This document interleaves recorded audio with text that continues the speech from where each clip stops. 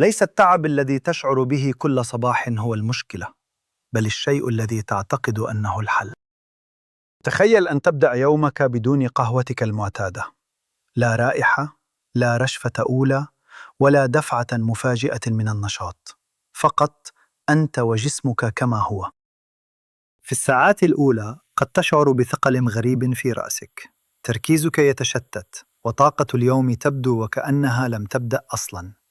لكن السؤال ليس ماذا يحدث بدون القهوة، بل ماذا كانت تفعل القهوة بك طوال هذا الوقت؟ هل كانت تمنحك طاقة فعلية، أم أنها كانت تؤجل التعب فقط؟ في هذا الفيديو سنفكك هذه العلاقة خطوة بخطوة، ونبدأ من أول لحظة يتوقف فيها الجسم عن الكافيين. في أول 24 ساعة بعد التوقف عن القهوة، يبدأ شيء غير مريح بالحدوث في جسمك. ليس لأنك تحتاج القهوة، بل لأن جسمك تعود عليها أكثر مما تتخيل. الصداع هو أول إشارة، وجع خفيف في البداية ثم يتحول عند البعض إلى ألم واضح وثقيل، والسبب ليس بسيطا كما يبدو. الكافيين كان يضيق الأوعية الدموية في الدماغ بشكل مستمر، ومع التوقف المفاجئ تتمدد هذه الأوعية مرة واحدة، فيحدث ذلك الإحساس بالضغط والصداع. لكن الأمر لا يتوقف هنا، إذ تشعر بتعب غير مبرر، وكأن طاقتك اختفت فجأة. تركيزك يتشتت بسهولة، وأبسط المهام تحتاج جهداً أكبر من المعتاد. وهنا يبدأ الشك: هل أنا فعلاً متعب؟ أم أن جسمي فقط لا يعرف كيف يعمل بدون الكافيين؟ في الحقيقة ما يحدث هو إعادة ضبط. الجسم كان يعتمد على الكافيين كمنبه خارجي، والآن يحاول أن يستعيد توازنه الطبيعي بدونه. هذه المرحلة قد تستمر من يومين إلى عدة أيام، وتختلف شدتها من شخص لآخر. لكن المفارقة أن هذا الشعور المؤقت هو أول خطوة نحو استعادة نظام طاقة أكثر استقراراً. وهنا النقطة الأهم: إذا كانت القهوة تختفي من جسمك خلال ساعات، فلماذا يستمر هذا التعب لفترة أطول؟ هل الطاقة التي كنا نشعر بها كانت حقيقية فعلاً، أم مجرد دفعة مؤقتة تخفي ما هو أعمق؟ وهذا يقودنا للسؤال: كيف تتغير طاقتك فعلياً خلال اليوم عندما تختفي القهوة تماماً؟ بعد أن تمر الصدمة الأولى، يبدأ شيء أكثر هدوءاً بالظهور، لكنه أعمق تأثيراً مما تتوقع. في الأيام الأولى بدون قهوة، تشعر وكأن طاقتك منخفضة طوال اليوم. لا توجد تلك الدفعة السريعة في الصباح، ولا ذلك الإحساس المفاجئ باليقظة. لكن ما يحدث فعلياً ليس نقصاً في الطاقة، بل اختفاء التقلبات. فالكافيين لا يصنع الطاقة، هو فقط يعطل إشارات التعب في الدماغ، خصوصاً مادة تسمى الأدينوزين التي تخبرك بأنك بحاجة للراحة. ولذلك عندما تختفي القهوة، تعود هذه الإشارات للعمل بشكل طبيعي، فتشعر بالتعب، نعم، لكن هذا التعب صادق لأول مرة. لا يوجد ارتفاع حاد في النشاط ولا انهيار مفاجئ بعده، بل منحنى طاقة أكثر استقراراً، وإن كان أقل حدة في البداية. وهنا تبدأ الملاحظة الغريبة: بعض الأشخاص بعد عدة أيام يكتشفون أن طاقتهم أصبحت أكثر توازناً. لا يحتاجون لدفعة خارجية ليبدأوا يومهم، ولا يشعرون بانهيار مفاجئ في منتصفه. لكن هذا لا يحدث فوراً. الجسم يحتاج وقتاً ليعيد تنظيم نفسه، وليضبط إيقاعه الطبيعي بدون تدخل الكافيين. وهنا يظهر السؤال الحقيقي: إذا كانت القهوة فقط تخفي التعب، فما هو مصدر هذا التعب أصلاً؟ هل هو قلة نوم؟ ضغط نفسي؟ أم نمط حياة كامل يعتمد على التحفيز بدل التوازن؟ يعني أحد أكبر الأسباب الخفية وراء هذا التعب المستمر قد يكون مرتبطاً بشيء نعتقد أنه غير مؤذٍ أبداً، وهو النوم. فكيف تؤثر القهوة على نومك، حتى لو كنت تشربها في الصباح فقط؟ هناك شيء لا نلاحظه غالباً لأننا تعودنا عليه: نعتقد أننا ننام جيداً، نغلق أعيننا، نغفو ونستيقظ في الوقت المناسب. لكن جودة النوم ليست في عدد الساعات فقط، بل في عمقه. فالكافيين يبقى في الجسم لساعات طويلة، أحياناً إلى 6 أو حتى 8 ساعات، وعند بعض الأشخاص أكثر من ذلك. وهذا يعني أن فنجان القهوة في الصباح قد يستمر تأثيره حتى المساء بشكل خفي. ليس بالضرورة أن يمنعك من النوم، لكنه يمنعك من الدخول في المراحل العميقة منه.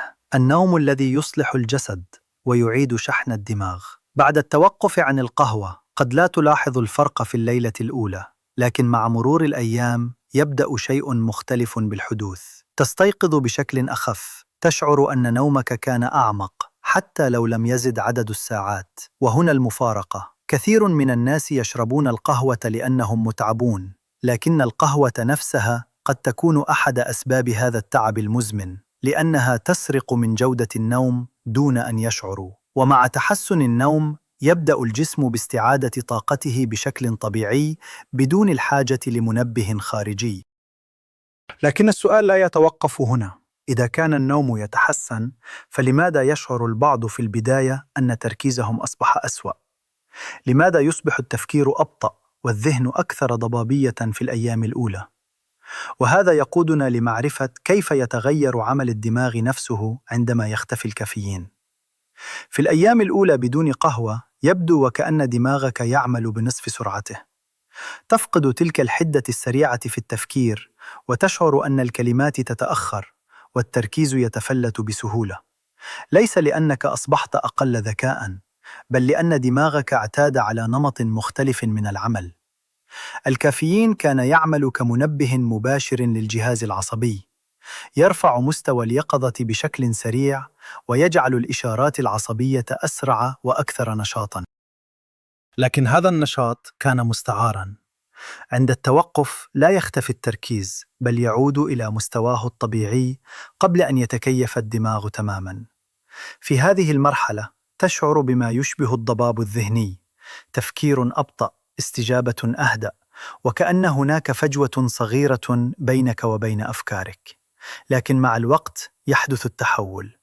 الدماغ يبدأ بإعادة توازن مستقبلاته، ويتعلم كيف يحافظ على يقظته دون الاعتماد على الكافيين. يصبح التركيز أقل اندفاعاً، لكنه أكثر ثباتاً. وهنا الفرق المهم: التركيز الناتج عن القهوة سريع لكنه مؤقت، أما التركيز الطبيعي فأبطأ في البداية لكنه أكثر استمرارية وعمقاً. وهنا تظهر ملاحظة دقيقة: بعض الأشخاص يكتشفون أنهم كانوا يعتمدون على الكافيين ليس فقط لزيادة التركيز، بل لتجاوز شعور داخلي بالتوتر. وهذا يقودنا إلى نقطة أعمق: إذا كان الكافيين يغير طريقة عمل الدماغ، فماذا يفعل بالجهاز العصبي ككل؟ وهل يمكن أن يكون له دور في مستوى القلق أو التوتر اليومي الذي نشعر به دون سبب واضح؟ وهنا تبدأ القصة بالتحول من طاقة وتركيز إلى شيء أكثر خفاء وتأثيرا: التوتر.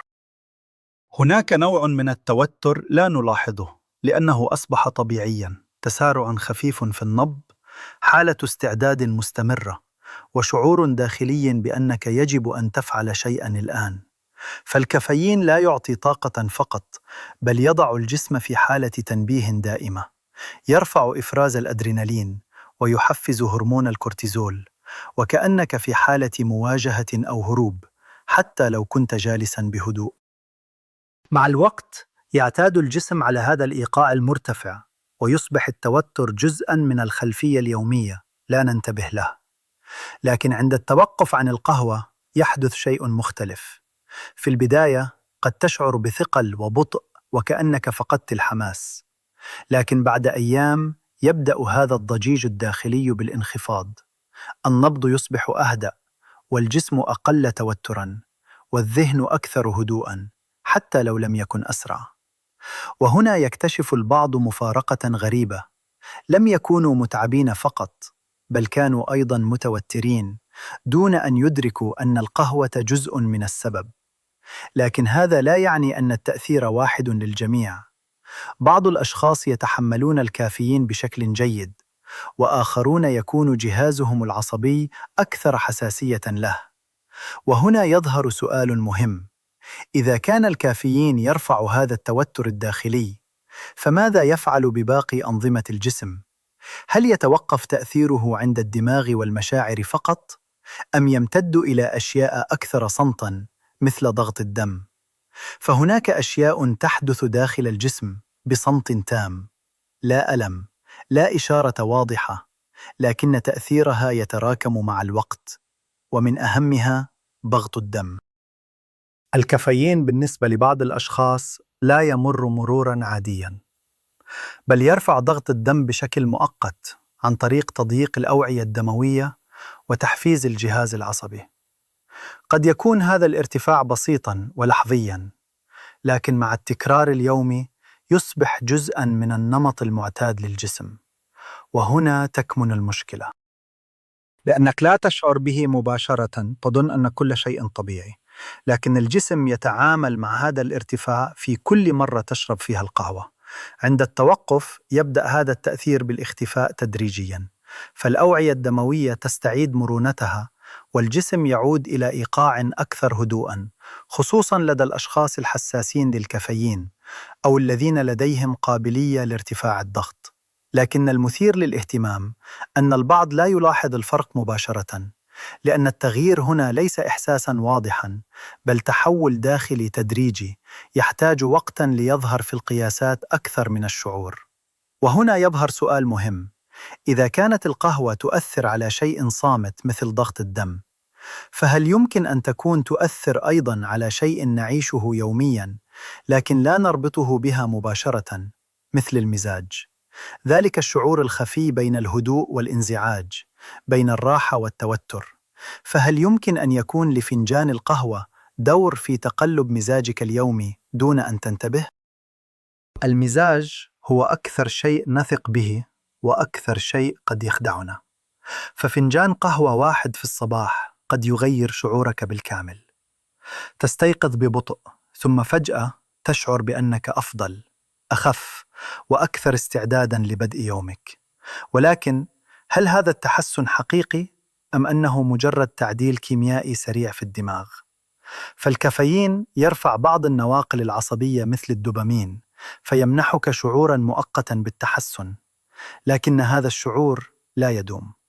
بعد ساعات يبدأ بالانخفاض تدريجياً، وقد يترك خلفه شيئاً خفياً: انزعاج بسيط، أو توتر غير واضح، أو رغبة في جرعة أخرى. وهنا تبدأ الحلقة. تشرب القهوة لتشعر بتحسن، ثم تحتاجها مرة أخرى لأن هذا التحسن اختفى، ليس لأن مزاجك سيء، بل لأن دماغك تعود على هذا الإيقاع. وعند التوقف عن القهوة قد تمر بمرحلة صعبة في البداية: مزاج منخفض، عصبية، شعور بعدم الراحة. لكن مع الوقت يبدأ المزاج بالاستقرار بشكله الطبيعي. ليس هناك ارتفاعات حادة ولا هبوط مفاجئ، بل حالة أكثر هدوءاً وثباتاً، حتى لو كانت أقل إثارة. وهنا تكتشف شيئاً مهماً: ربما لم يكن مزاجك يتغير بسبب الحياة نفسها، بل بسبب الطريقة التي كنت تنبه بها دماغك كل يوم. لكن القصة لا تنتهي هنا، لأن القهوة لا تؤثر فقط على الدماغ والمشاعر، بل تمتد إلى مكان آخر في الجسم نتعامل معه يومياً، ونادراً ما نربط ما يحدث فيه بما نشربه: المعدة. فماذا يحدث للجهاز الهضمي عندما تختفي القهوة من يومك؟ هناك علاقة صامتة بين القهوة والمعدة.